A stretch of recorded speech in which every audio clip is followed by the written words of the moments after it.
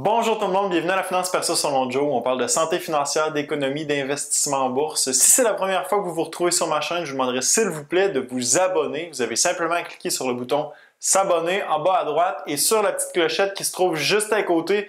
De cette façon, lorsque je vais publier une nouvelle vidéo, vous allez être notifié. Je vous demanderai s'il vous plaît de donner un j'aime aux vidéos. Ça aide la chaîne et ça permet à la chaîne de se faire connaître par d'autres personnes. Aujourd'hui, je vous parle du sondage de la Banque du Canada mis en ligne récemment qui vise à recueillir votre opinion sur la politique monétaire au pays. En effet, la Banque renouvelle son mandat l'an prochain et veut connaître votre opinion sur la politique monétaire.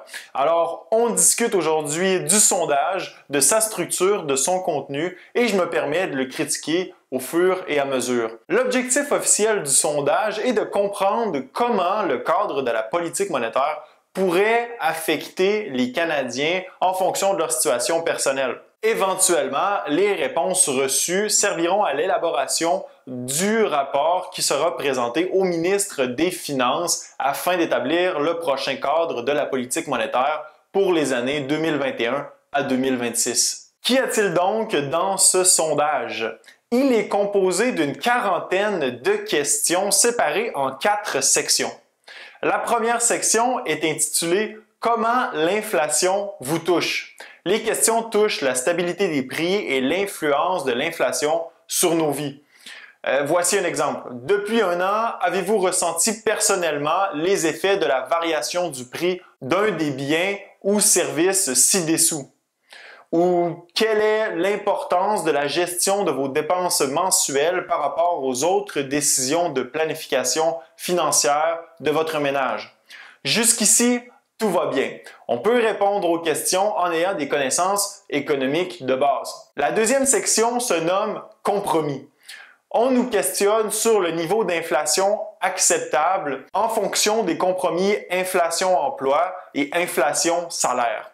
À partir d'ici, ça se corse un peu. À partir d'une analogie boiteuse, on nous pose des questions telles que quelle cible d'inflation préféreriez-vous? Accepteriez-vous que les prix soient plus élevés ou plus volatiles pour avoir une économie forte à court terme?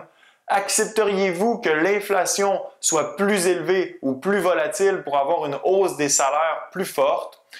Entre vous et moi, de dire que ce sondage est destiné aux Canadiens moyens est déraisonnable. Attendez, ce n'est pas tout. La troisième section se nomme « Autre approche de la politique monétaire ». Dans cette section, on met en relation divers modèles de politique monétaire tels que le ciblage du niveau des prix, le ciblage de l'inflation moyenne, le ciblage de la croissance du PIB, et le double mandat. On vous présente rapidement de quoi relève le modèle de politique monétaire et on vous pose ensuite les questions suivantes. Trouvez-vous ce concept facile à comprendre? Dans quelle mesure la Banque du Canada serait-elle en mesure d'appliquer cette politique? Croyez-vous que cette politique serait meilleure que celle utilisée actuellement? Et on vous demande en plus de justifier en 255 caractères votre réponse. C'est un sondage dont les questions sont honnêtement difficiles à comprendre pour n'importe quel néophyte en économie. Lorsqu'on parle de l'impact des hausses de prix sur la vie au quotidien, ça peut aller, mais lorsqu'on présente des alternatives aux politiques monétaires actuellement en place, le tout se complexifie instantanément pour le Canadien moyen. Vous pensez que c'est tout? Non. On va encore plus loin dans la section 4 nommée « Outils que la banque peut utiliser dans une crise ».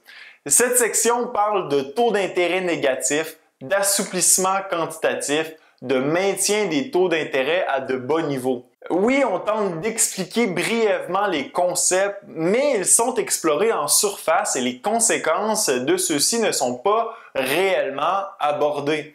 Par exemple, on tend à présenter l'assouplissement quantitatif de façon positive en affirmant qu'il favorise les dépenses et les investissements et en fin de compte, la création d'emplois et le renforcement de l'économie. N'importe quel individu lisant ceci ira répondre qu'il est d'accord avec cette politique. Toutefois, avec un portrait plus complet des conséquences de ces politiques, je ne suis pas certain que le Canadien moyen donnerait son approbation.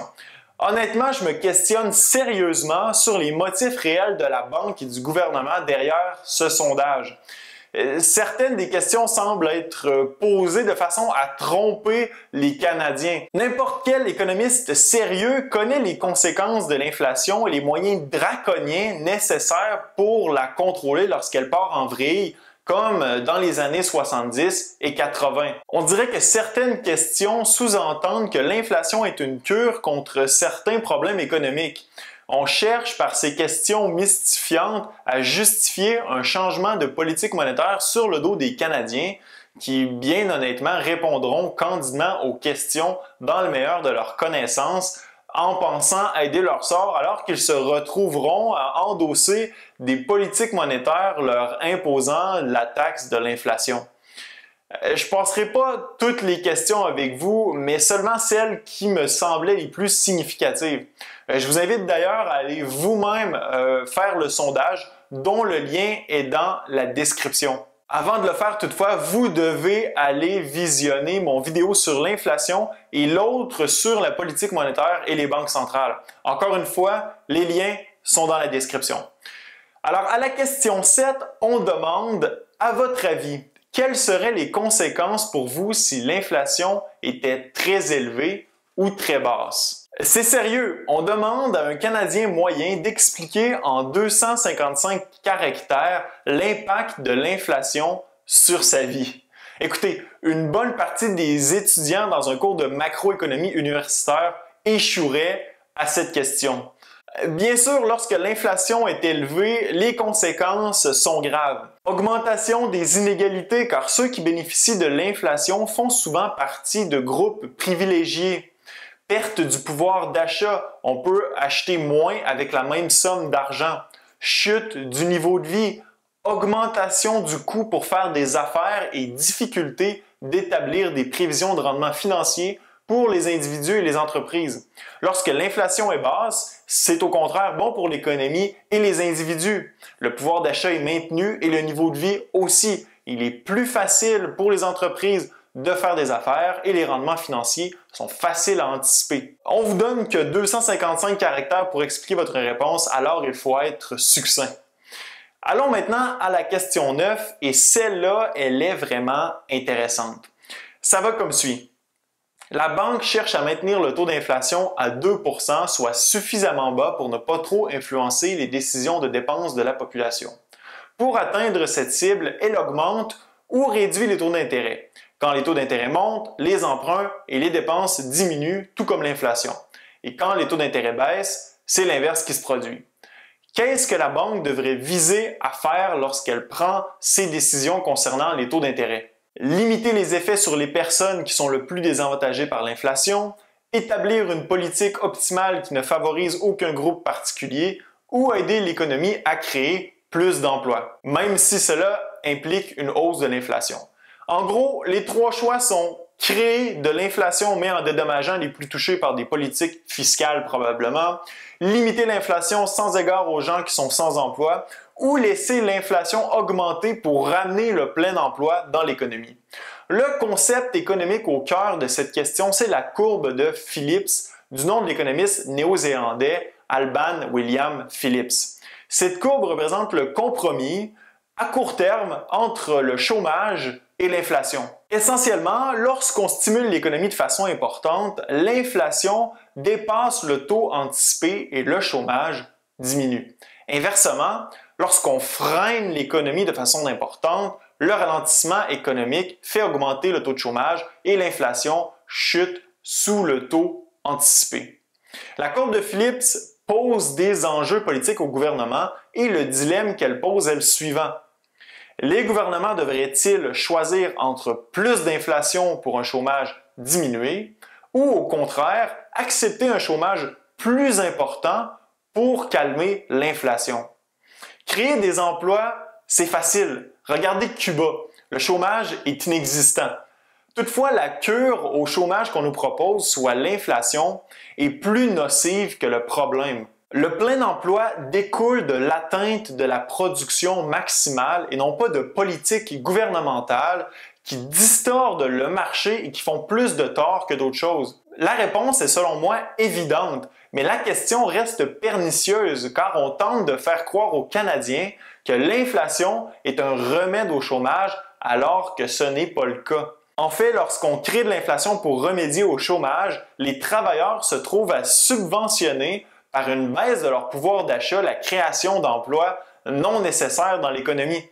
La Banque du Canada doit conserver la cible de l'inflation sans se laisser pervertir par l'agenda politique des gouvernements cherchant à se maintenir ou obtenir le pouvoir en achetant des votes par la création d'emplois superficiels. Le plein emploi vient avec l'atteinte de la production maximale et c'est ça qu'il faut viser. Autre question trompeuse, la question 16.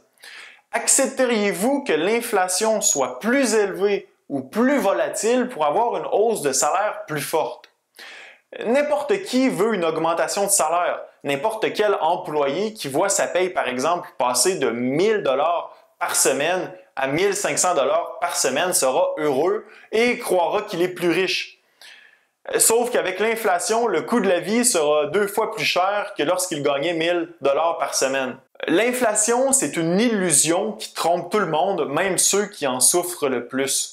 La majorité des gens ne saisissent pas ce qu'est l'inflation et n'ont jamais étudié les ravages qu'elle a causés aux différentes nations dans l'histoire. Bref, comme je vous ai dit, je ne passerai pas les 50 questions avec vous, mais vous voyez un peu où l'on veut vous amener avec les questions qui y sont posées. Je veux tout de même glisser un mot sur la section 3. Lorsque la banque présente ses alternatives à la politique monétaire actuelle de la cible de l'inflation, on en déduit que ces différentes politiques favoriseraient plus d'inflation et de volatilité dans l'économie. Que ce soit le ciblage du niveau des prix, le ciblage de l'inflation moyenne, le ciblage de la croissance du PIB ou le double mandat, toutes ces politiques donneraient à la banque l'autorisation de laisser l'inflation se répandre dans l'économie. Ce sont des politiques qui permettraient à la banque d'intervenir davantage sur les marchés et de justifier ces politiques inflationnistes sur le dos d'une compensation ou d'un rattrapage nécessaire du niveau des prix ou de l'atteinte du plein emploi. De plus, ces politiques sont toutes, à mon humble avis, plus difficiles à saisir pour le Canadien moyen que la cible d'inflation de 2 %. On risque d'augmenter la volatilité des anticipations de l'inflation et de se détourner du mandat de la Banque du Canada qui est, il faudrait peut-être leur rappeler, même si c'est écrit sur la page d'accueil de leur site web, de préserver la valeur de la monnaie en maintenant l'inflation à un bas niveau et stable. Ça veut dire, en bon français, d'éviter l'inflation le plus possible et non l'inverse. En terminant, j'espère que vous avez apprécié cette brève analyse. Allez faire le sondage et laissez-moi savoir ce que vous en pensez dans la zone commentaire. Ce fut un plaisir d'être avec vous. À la prochaine.